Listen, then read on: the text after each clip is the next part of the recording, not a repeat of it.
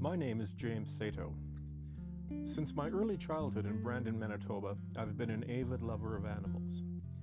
Over the years, I've had the good fortune of having many wonderful pets of my own.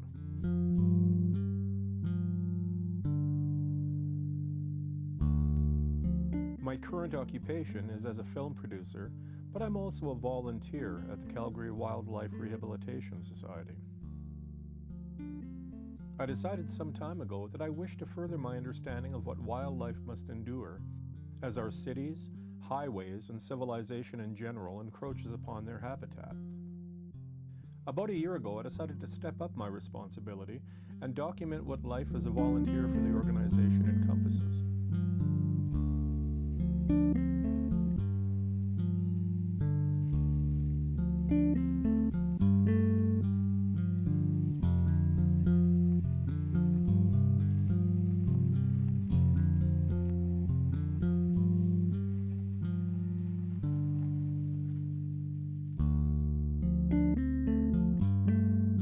The Society does its best to educate the public and help animals in distress. The Calgary Wildlife Rehabilitation Society is a not-for-profit organization and yet is still tragically underfunded. It's my intention to help them raise funds and awareness so that the small staff that put in very long hours might be compensated accordingly and equipment and supply levels may be maintained so that injured and orphaned animals continue to receive the utmost care for their recovery and release back into the wild. I was delighted to have an opportunity to use my skills and work with Shaw on the film that you're about to see.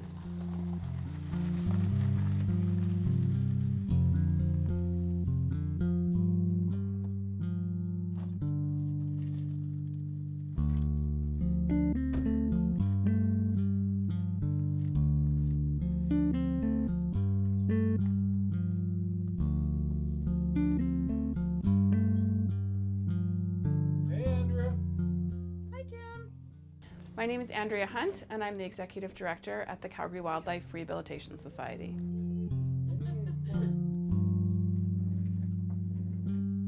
The Calgary Wildlife Rehabilitation Society is a nonprofit charitable organization whose mandate is to rehabilitate injured and orphaned wildlife in Calgary and the surrounding area. I first started out as a volunteer actually. So I started as a volunteer in 2011 or 12. I can't remember exactly which year. And then in 2013 I was hired as a business administrator. And then last year I was promoted to the executive director position. My job is pretty much everything that doesn't have to do with animals. So when I tell people I work here, they're like, oh, it's so great, all the animals. Actually, my job is everything that doesn't have to do with animals. So I do payroll. I do all our donor relations. I make sure that I do all of our financial information and all our financial reports and whatnot. I do volunteer relations, so I coordinate site tours and the initial contact for all of our new volunteers. I also am the media liaison, so I make sure that the media knows when we have things that are interesting stories and coordinate with them for when they can come on site. I do, like I said, basically everything that doesn't have to do with animal care. And Jenna, we're both basically managers of the center. So I'm the executive director and she's the animal care operations manager. But in our organization, those two positions are on the same level. So we coordinate together and we make decisions together about what's going to happen for our facility. But she's in charge of all the animals. So she's in charge of the wildlife hospital and is in charge of like facility maintenance and construction. So she makes sure that all of our permits are in order and has the ultimate say on what's happening in terms of our protocols for animal care. She runs the hospital and oversees maintenance and construction. We're situated in the far northwest of Calgary, in the Spy Hill area. Which is interesting because there's not really that many wildlife rehabilitation organizations that are actually within cities. We're the only one within the city of Calgary. When people come out here, what they're going to find is a whole lot of outdoor enclosures, which of course is necessary for our rehabilitation of our animals. But we also have an administrative trailer and a clinic area where we do surgeries and triage and have basically an ICU for wildlife, where we keep our more critical patients who need more care and need to be kept warm and that sort of thing. We recently received an owlet that came in after it had fallen out of its nest and basically been impaled by a twig. Luckily it didn't go through any of the bone, so it was basically a flesh wound, and so just healing it up, and then we just have to raise it until it's old enough to be out on its own.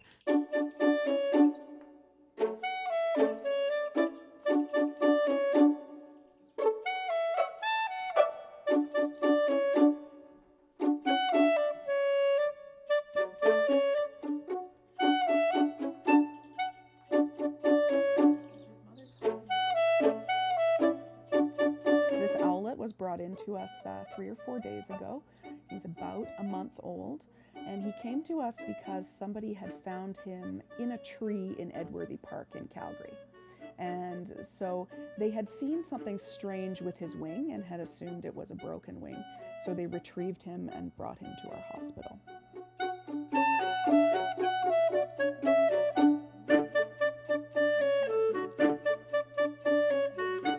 He is too young to feed himself at this point.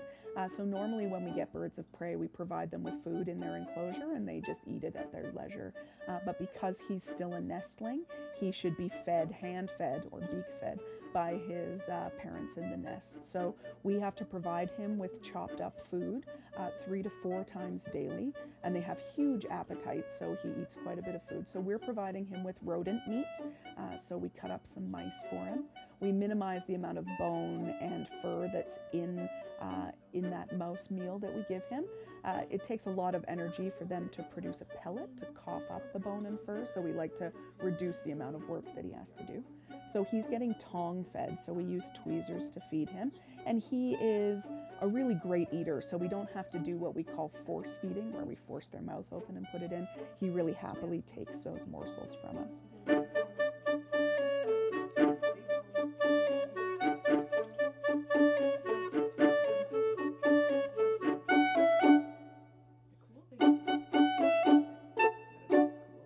Basically, what I love about my job is that every day is something different. Every day we receive new animals, and even though I am not the one taking care of them, I'm still here and part of that culture. So, you know, this morning, one of the staff members brought over one of the patients for me to see. And it's that sort of, you're not going to get that anywhere else.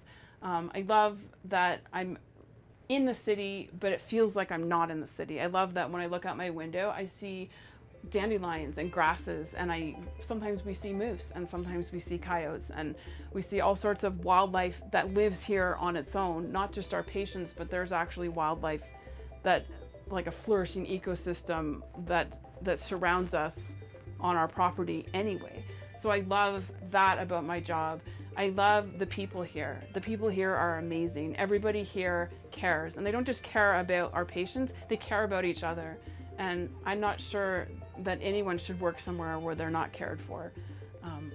So basically, it's like winning the job lottery. Certainly you don't make a lot of money, but when I go home at the end of the day, I feel like I have contributed. I've contributed to the welfare of animals. I've contributed to the lives of creatures, and that's really important to me. The feeling of contributing back to society, the feeling of offering something, and that it's meaningful.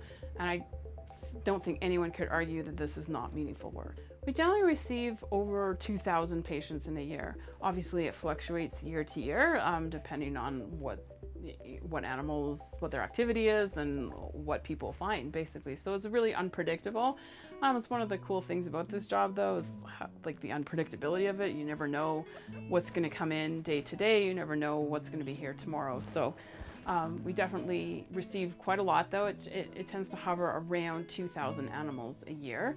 Most of those animals are admitted in the spring and summer. Okay, well what we're doing today, James, is I'm going to have you help me feed 2 mule deer fawns that we have here at the center. Okay, sign up for that. They are extremely cute, so try and contain yourself, and we're going to feed them from a bottle. Right now they share a full bottle, so it's pretty straightforward, but we want to make sure that we keep ourselves clean so that we don't transmit any germs to those guys. It'll be fun.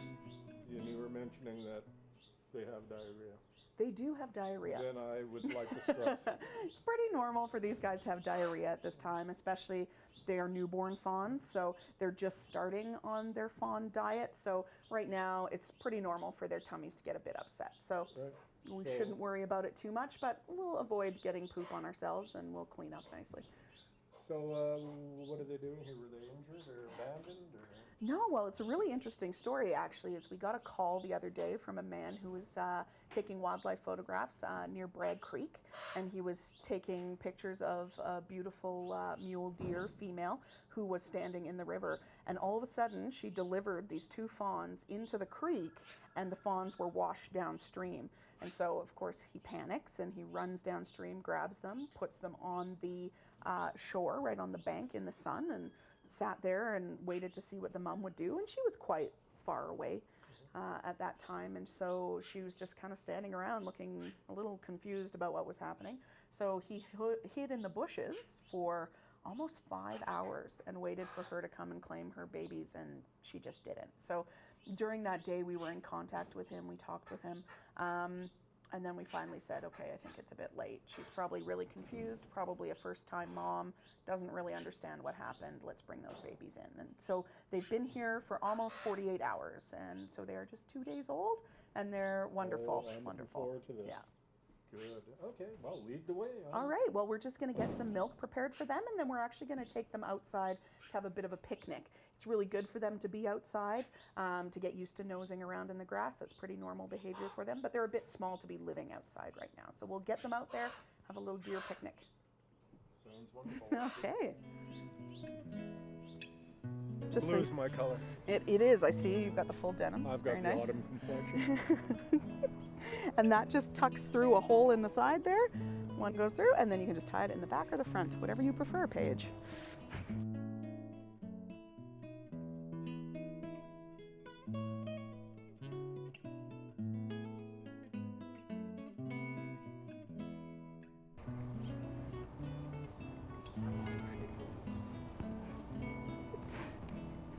Now it's the deer roundup. Ah! It's a fun game for everyone. All right, she'll come to us, not to worry.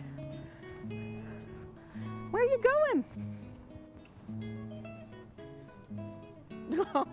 Oh, princess. All right. Come on, little one. Oh, they get so tired so quick now. This is Brooke, and you can just stand with your hands on her, make sure she doesn't run away. And this is River, and they are twins. Oh, and they're both females. Hi. Oh, so we will I'll pass you some milk, and you'll just do what I do. So I'll show you, just hang on to her. And so what you want to do is hold under their chin, open their mouth a little bit, and put the nipple in. Then you want to make sure they tip their head up. I know. All right, let's start with her. She's definitely more hungry these days. So just take the bottle, and it's okay if you get milk everywhere. All right. We'll just hold her head up and open it to her mouth a little bit, and pop that nipple in there, and make sure you're holding the bottle straight up and down. Yeah. And I'll hold her chin up. Because these guys are quite little, they would be reaching up. Make sure you're holding the bottle kind of all the way up. Yeah. Oh, yeah, okay.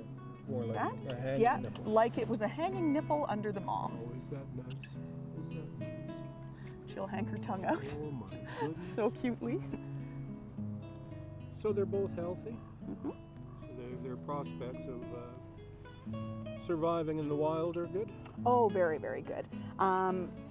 Fawns, I don't want to say they're easy to raise because I don't want members of the public to think that it's something that they should do, but they do really well. And one of the nice things about fawns is that they're big enough that if we do need to give them IV fluids or we do need to perform treatments on them, everything is very identifiable on them. So really the only thing that we ever come up against with these guys is contagious or infectious diarrhea, which we can get a handle on pretty quick. But otherwise they do really well. Most deer need to stay in captivity for a year to a year and a half. What we do here is we raise them to a couple months old and make sure they're veterinarily sound, and then we'll transfer them to a different facility where they can have a lot more room to run around for the next year or so. With mammals that are this young, you just can't be hands off with them because this is a natural part of their development to have that physical contact, the cleaning, the rubbing, the grooming. That is part of their development. So we don't want to deprive them of that. But then it's sort of an internal conflict for us because we don't want to be encouraging a lot of hands-on behavior with wildlife. So we can do this for a little while they're still really young and developing that tactile sense of touch, but once they get a little bit older, it'll be a lot more hands-off. Yeah, a lot of people in the public think, and I mean even my friends and family think that this is what I do all day is sit around and snuggle baby animals. And you know, the reality is that with most of the animals that are here, we're so hands off with them, and it's just a lot of cleaning and answering the phone and emailing. There are special times like this when we're doing feedings that we make sure that these animals are having that hands-on mammal experience. But for the most part, I mean, this is as hands-on as it will ever get for these guys.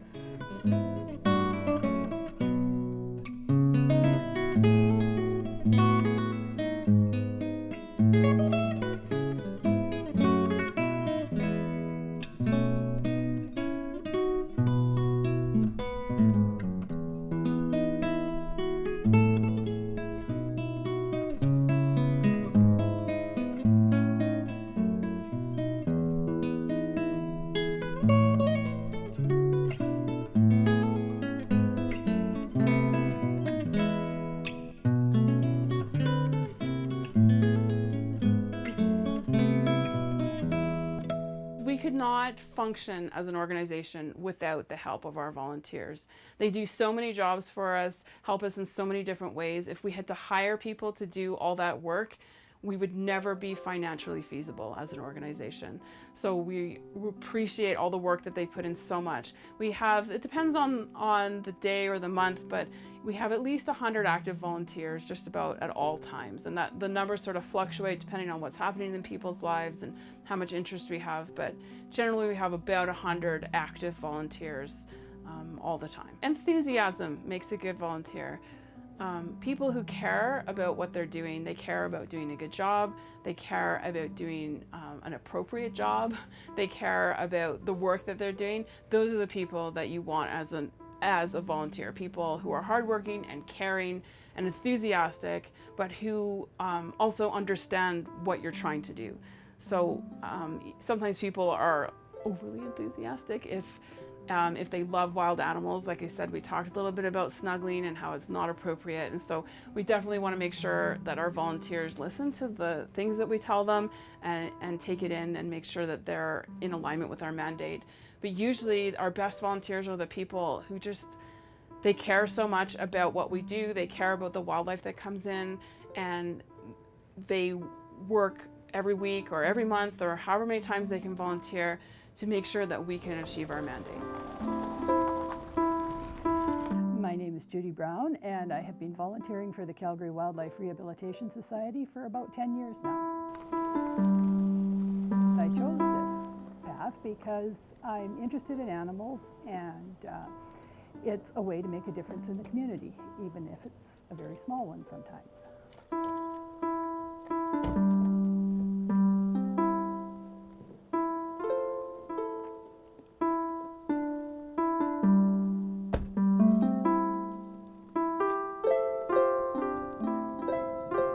Duties here mostly at this point involve pickups from 24-hour vet hospitals.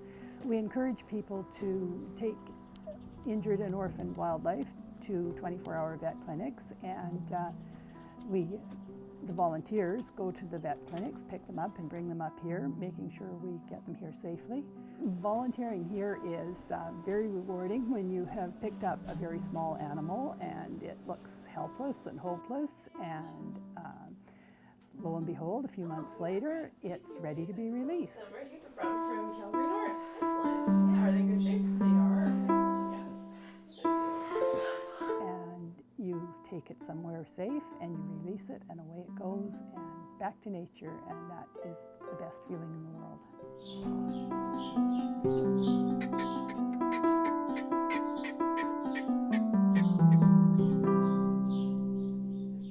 So our baby skunks are in here. We have 3 little boys. Now, these 2 are a little bit older, and this one's a bit younger, so these 2 are a little more apt to spray. This one is not, so I'm gonna grab this one. He's my little guy named Booger, and you can hold him. So what you wanna do with skunks, you wanna make sure you tuck their tail underneath, and then just hold them with both hands, so that their legs aren't dingling, like a little apple. Perfect. Ooh, pungent, potent potables. Not yet. Not yet. And we'll go on outside. So these guys are about 6 weeks old. This guy's about 4 weeks old. He has a sinus infection, so he's a little snuffly, but he'll be fine. These guys are on solids. You can tell already how kind of aggressive and defensive they are. They've really learned. Yeah, and a lot of stomping. This is their big aggressive behavior. And this guy hasn't quite figured that out yet. He's like, I just want to play, guys. This one is definitely the most, I think, the most aggressive one. These 2 are pretty good.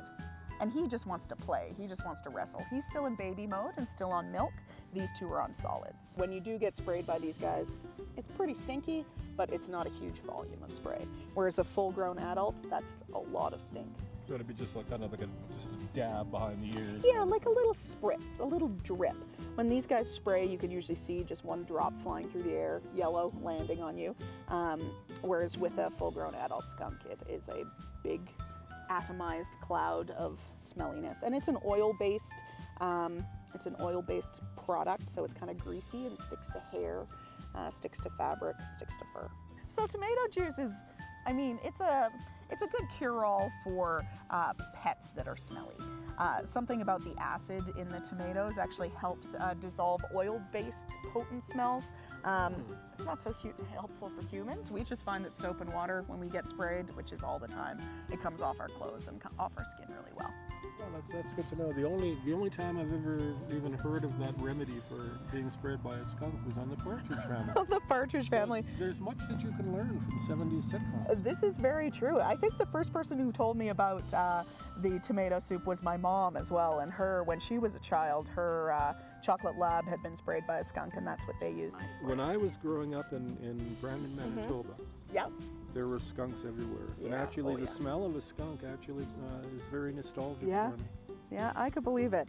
And these guys, there's something so nice about the smell of a baby skunk. It's got that sweetness of a baby, but that muskiness of an adult skunk.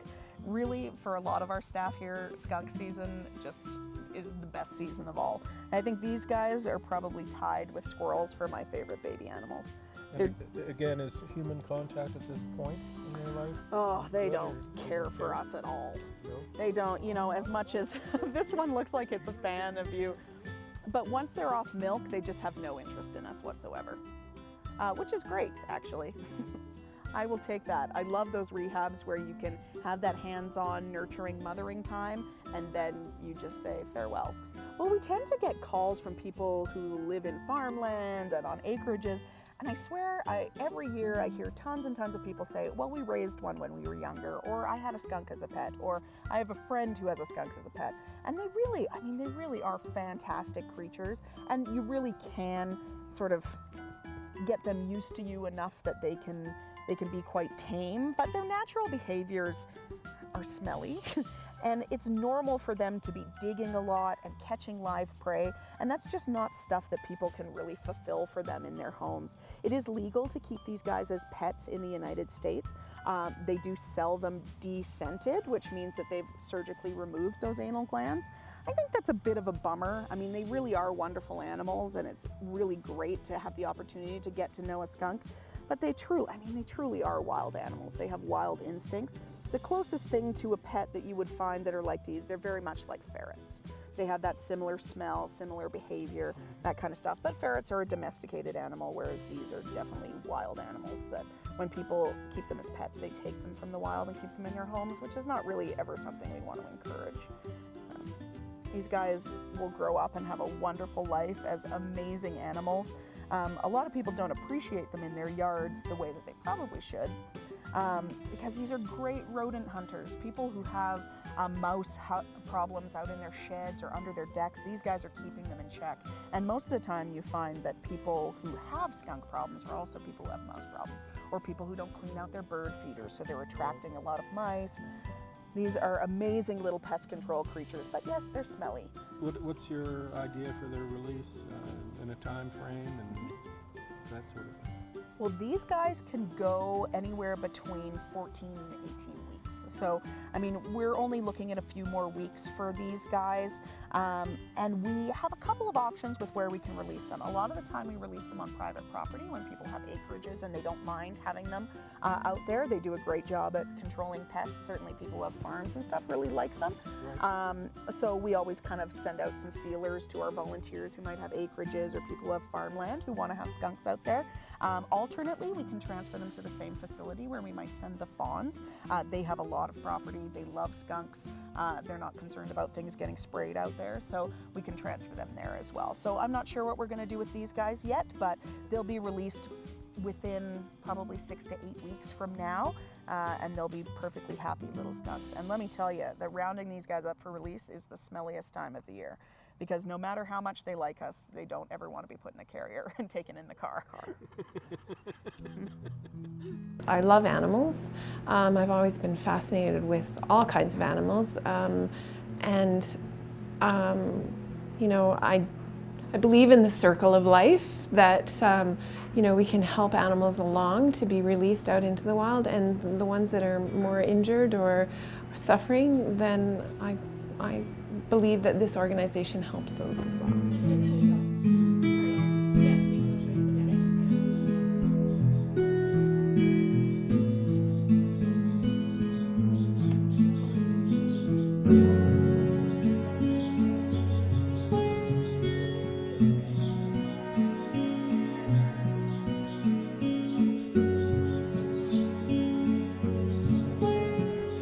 My name is Nancy Whelan, and I've been a volunteer at CWRS for about 3 years now.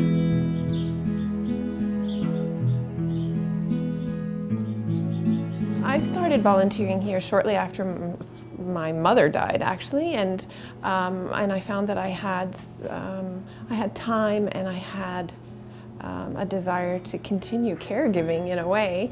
So I started volunteering here because I love animals, and I knew I couldn't work at something like the Calgary Humane Society because I'd end up taking all the animals home. So I ended up here because I knew that that couldn't happen, that I was here to give care to the animals, but I couldn't take them home. And the most rewarding part of the job for me is really seeing animals up close. I mean, where else would you have the opportunity to be a few feet away from a bald eagle, or to be up close to a great horned owl? So for me, the most rewarding part of the job is seeing the beauty of the animals and learning about them.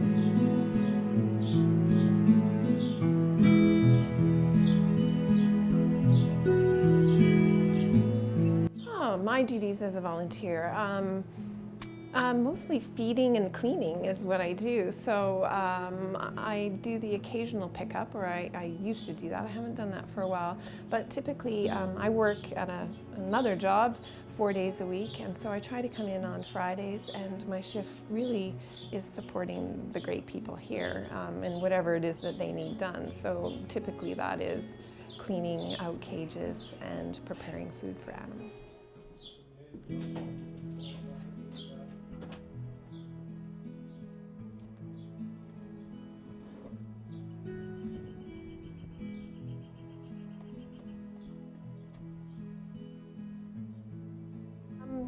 So we just try to put a bit of grass or some branches into the enclosure with the ducklings or the goslings. I don't know, just to make it feel a little more like the outdoors, I guess. So I just dumped a whole bunch out, so I'll put some back in.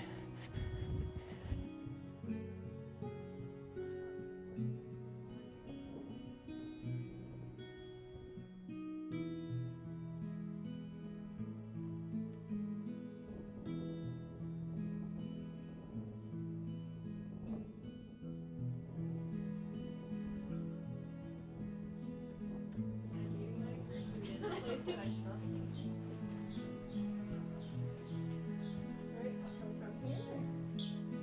my daughter this morning was like, "You're going dressed like that?" I said, "Well, we don't wear Ball gown kind of a situation. Usually I show up and I believe that CWRS is an organization of people who care about animals deeply, and that their philosophy is to ensure the best quality of life for those animals and return them back into the wild so that everybody can enjoy them.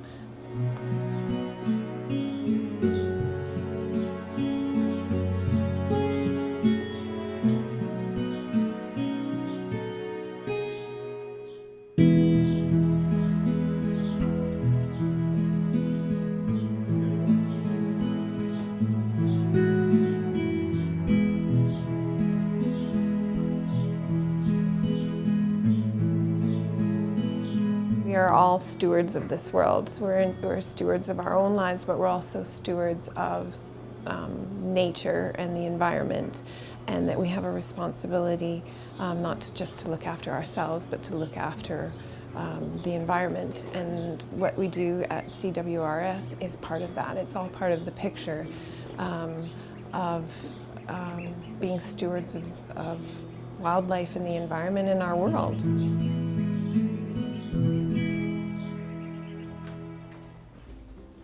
Hey Jenna, how you doing? Great. How are you doing, James? Oh, I'm doing very well, thank you. I'm just here to check on Owlet and see how he's doing. What I'd like to do today is have a little exam of the wound that he presented with. He's doing really great, but I just want to make sure it's scabbing up really nicely. He's still on antibiotics, so I want to make sure that that's healing okay. And if you want to help me out, that'd be great. Okay, I'd be delighted to. Oh, excellent.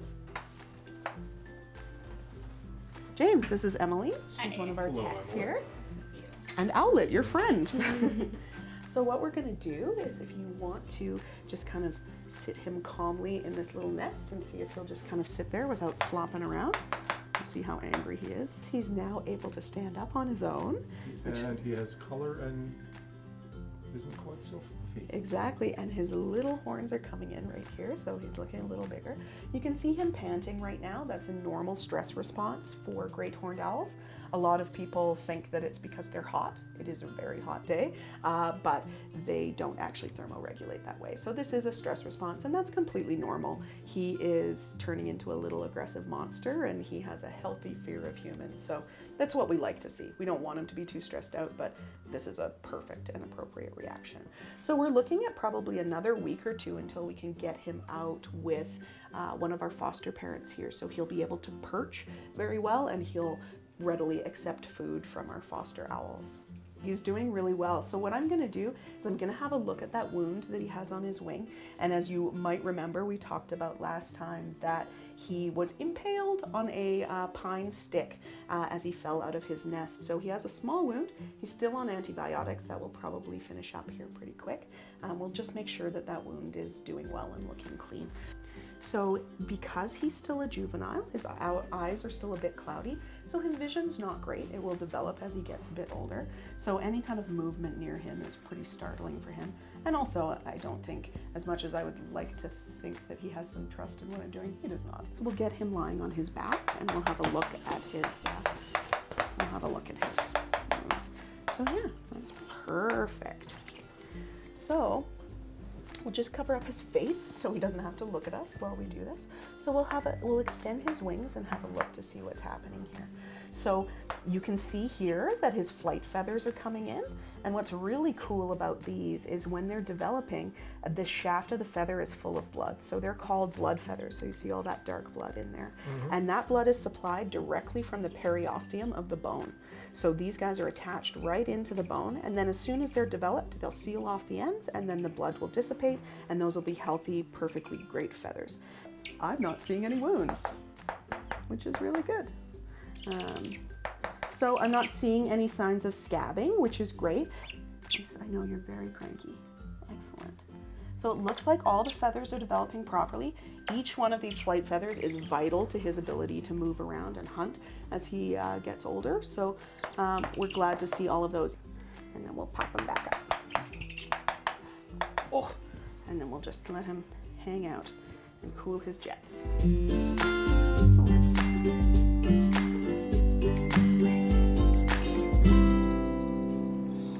One of the duties I also have is, as an educator, presenting the important things about wildlife in Calgary, what happens to wildlife, what things look like, because so many people don't get to see nature up close anymore.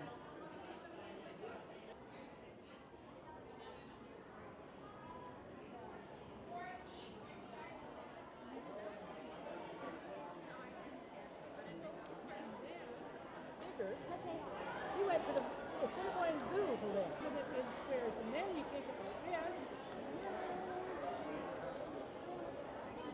Bend something back. Other way. It's either one way or the other. So.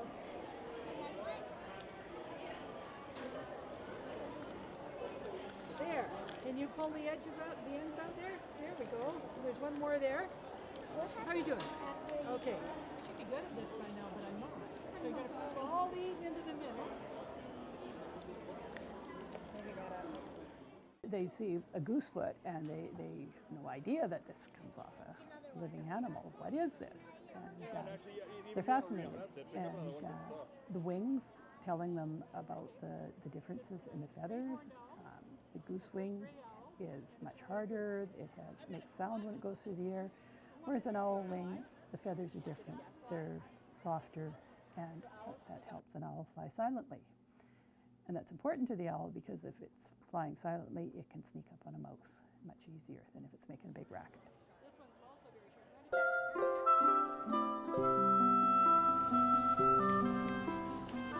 Then we'll just go on into the exam room. So, Jenna, what do we have here? So here we have a red-tailed hawk who was admitted to our hospital yesterday.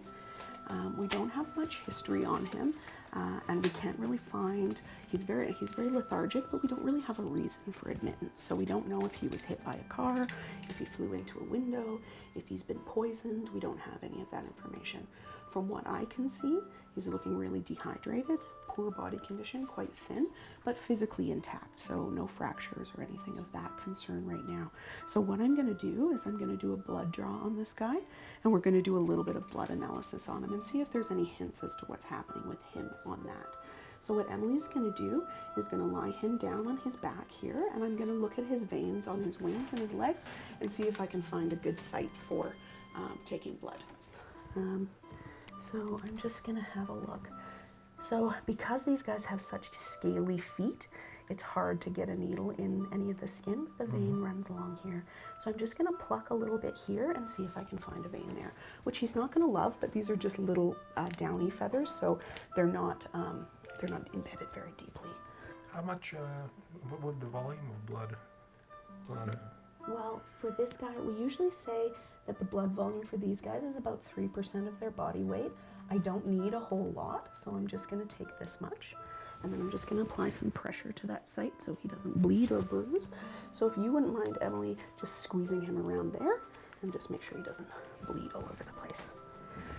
And so what I will do, and then I'll just put this blood into this vial. The facility here is able to analyze the blood? Or Yeah, so we have a very limited blood analysis selection of things that we can do here. We don't have a blood chemistry analyzer. I would like one, but we'll get to that in time. We can send the blood out to local laboratories here, and we do some really basic analysis here. Meanwhile, in the raptor enclosure, Owlet is recovering nicely.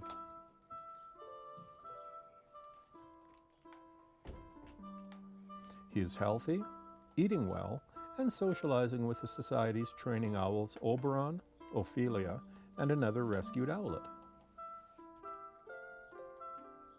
At first glance, it's hard to tell who is who as the babies have grown considerably. Both owlets' prospects for an early release are looking good, and they're trying to fly in the space provided.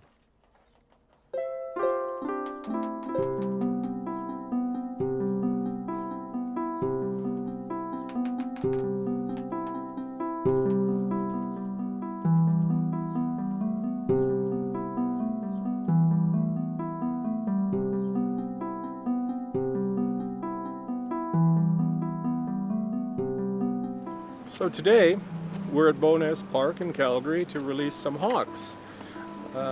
Andrea, tell us a bit about these birds, how they came to the society, and their treatment. Okay, well these 4 juvenile Swainson's hawks came to us presenting with head trauma. So they're all separate cases, but they did come from this area in Bowness, and they had sustained some kind of head trauma, which means that they ran into a window or something like that. They spent some time in our facility and have recovered nicely, so now we're putting them back where they came from, which we try to do as often as possible, to put them back in the same area that they came for, which is an ecologically sound thing to do. So how long have you had them? We've had them, well, all these are different cases, but we've probably had them for kind of 2 to 3 weeks. Maybe one of them kind of up to 4 weeks. Excellent. Excellent.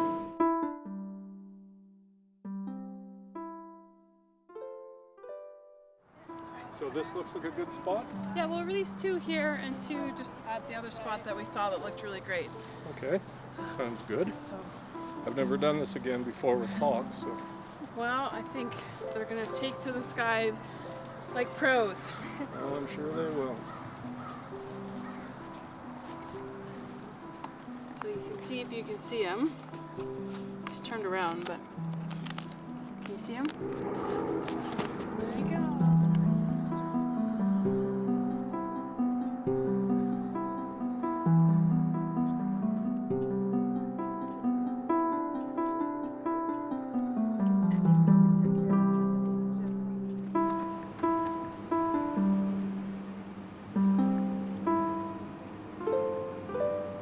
Beautiful. Beautiful.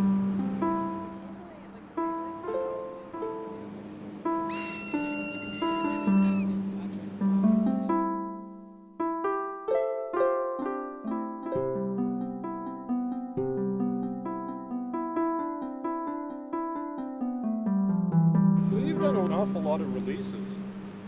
Does it ever grow old for you? No, I think that that's the reward for doing wildlife rehab work. And while I don't do any of the animal care, that's why I work there, is because I care about animal welfare, and because that feeling you get when you see an animal who's wild and it's supposed to be wild, and something hurt it, like these Swainson's hawks were hurt by things that humans made. Like, they weren't hurt by being attacked by another animal, they were hurt by running into a window. So that we can mitigate that damage and then put them back out where they belong, that's why I work here.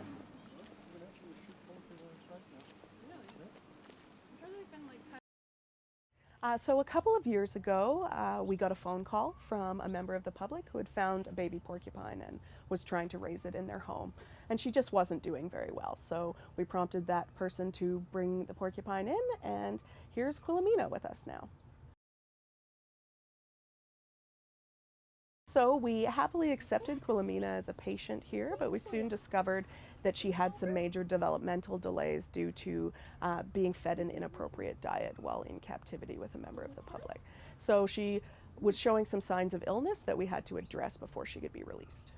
Well, we feel a mistake was made in trying to keep Quilomena as a pet because they have some very specific diet and enclosure requirements that members of the public just can't meet. So even though the intentions were good to try and save her and try and take care of her, it's just not something that we could recommend members of the public try and undertake. The price that Quilomena has possibly paid is a future of freedom for her living a normal wild life out in the wilds of Calgary. We decided to keep Quilomena here at Calgary Wildlife because not only has she not grown to an optimal size for her species, she also has an inability to produce quills normally, which means that if we release her out into the wild, she's essentially defenseless. Well, and these developmental disorders are most likely caused by missing some real milestones in her growth as a young animal.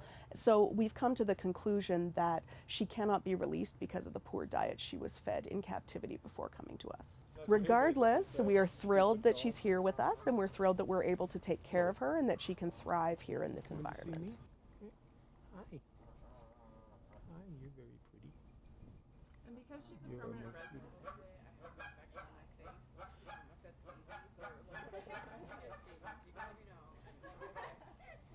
The message we want everyone to take away from Quillamina's case is that wildlife belong in the wild. And if they cannot be in the wild for some reason, please reach out to us and ask an expert who knows about how to properly care for these animals. These kind of animals are very different from your dogs and your cats, and they have very specific needs. And we are the kind of place that knows exactly what she needs and can help her develop normally. They need to constantly be chewing.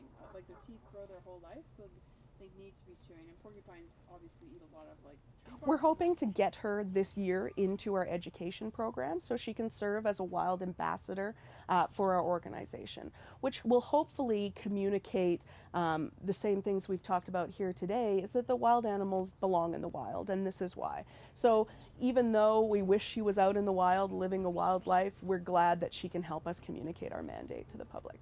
But I personally love caring for her. It's really nice to have mammals here at the center. They're so much like us. They're very much like humans. We deal with a lot of birds here. I really enjoy her company. She's a really very pleasant animal. I enjoy training her. She just really makes all of the staff happy here.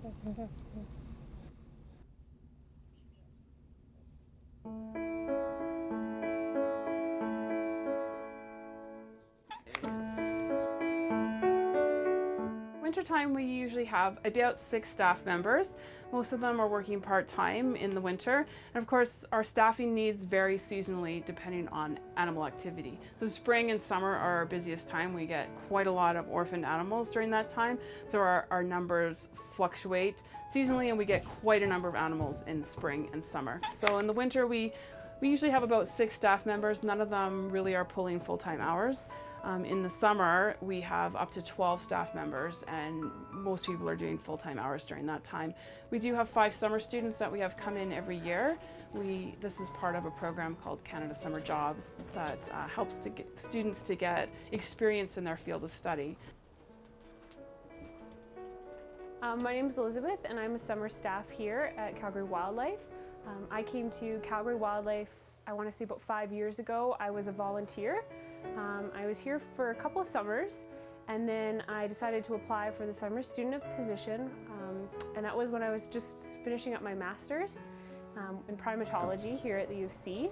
And so I did a summer here, and I enjoyed it so much I decided I wanted to come back again.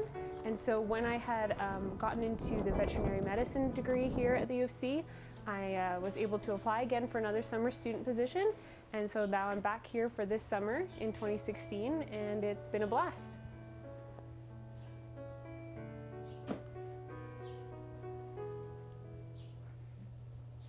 I love watching animals grow up and the success stories that we have, and being able to watch them finally get released back out into the wild.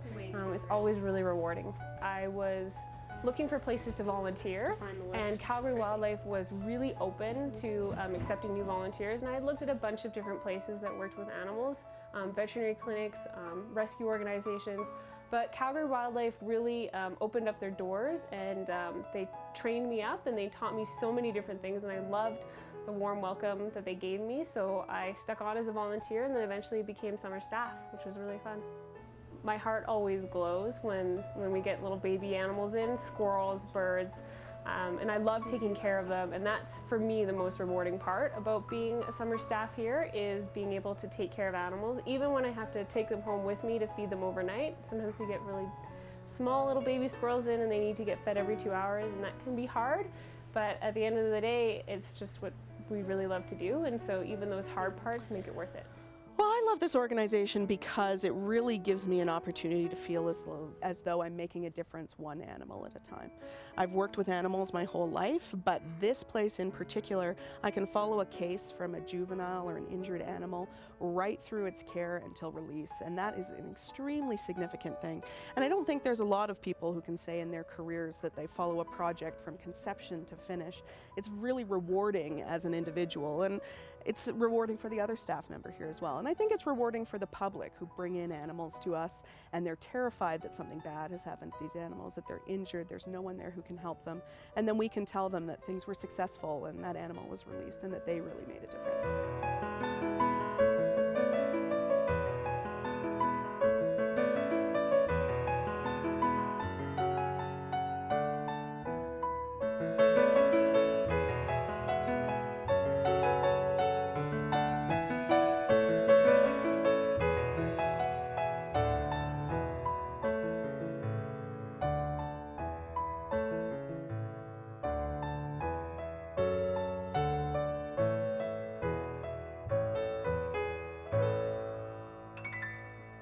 So today is kind of a joyous day.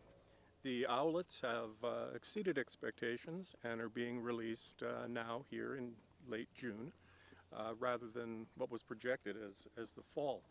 So it's kind of a victory because 2 lives have been put back into their natural habitat, or will be.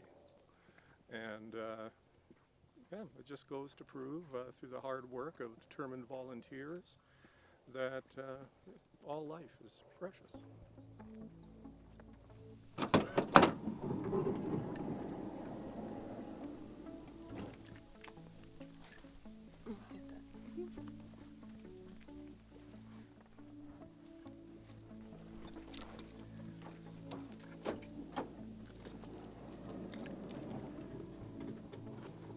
Thank you. All right, are we ready? Let's go.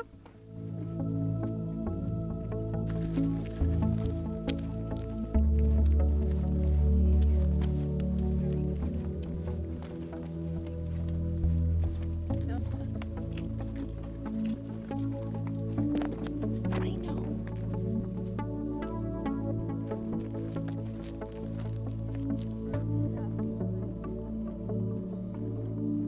They keep escaping on me. Gotta put them back in. Yeah, the flickers. More fawns, but they're kind of sick, so this way. Our little ones we met.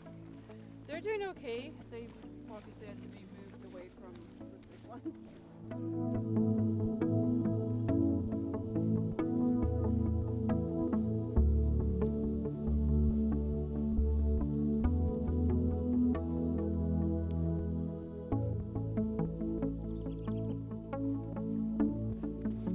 So why are we releasing the owlets early? Well, they've reached their goal weight. They're old enough to be self-sufficient, and they've done exceedingly well, so we feel very confident being able to put them back out into the wild. And of course, it's really important for wild animals to go back out as soon as possible so that they have the best chance of actually surviving, because the longer they are in captivity, their chances of survival actually kind of go down because they can develop stress-related conditions by being around humans so much. This one's ready to go. I can feel him, he's restless inside here. Yeah, that's a good sign. We consider that a really good sign when they're kind of feisty and ready to, little fighters really. So Good. we feel really confident. They've been flying back and forth in their flight pens. They've been in there for a couple of weeks, just flying back and forth and strengthening those wings and their flight muscles. So we're really looking forward to see them take off today. Good. So being an owl release virgin, what's the procedure today? Basically, we're just going to put their kennels on the ground and open them and let them come out in their own time. We find that that's sort of the best way and the least stressful way for them to sort of release themselves from their little kennels that we have here. Hopefully they'll do well. Occasionally we have an animal that takes a little bit of time to get used to this new habitat. It's almost kind of surprising and shocking for them, but hopefully that they'll just take right to the sky. Good, well this should be fun. I think so too.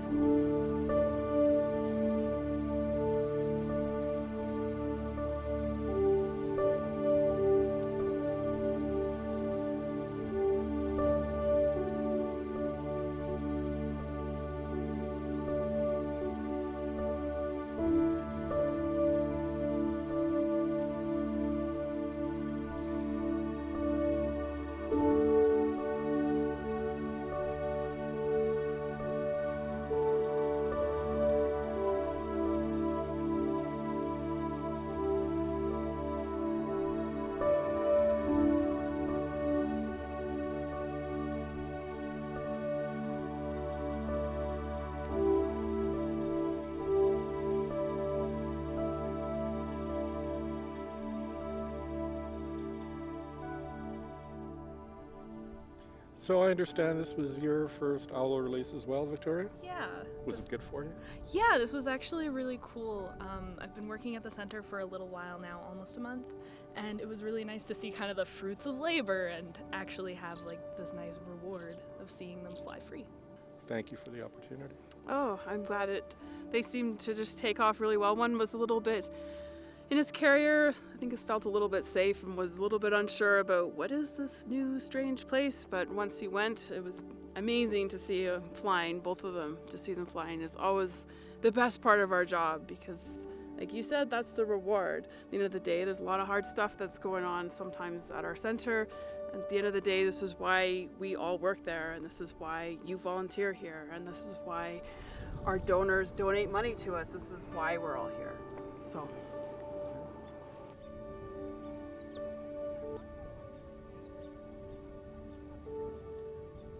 As human beings, we tend to ravage the habitats of wildlife. There are many who are abusive to animals, and there are those who don't understand the importance that each species of animal plays in the maintenance of the ecosystem. Someone needs to be their advocate, their voice. My personal belief is that all life is sacred and worthwhile.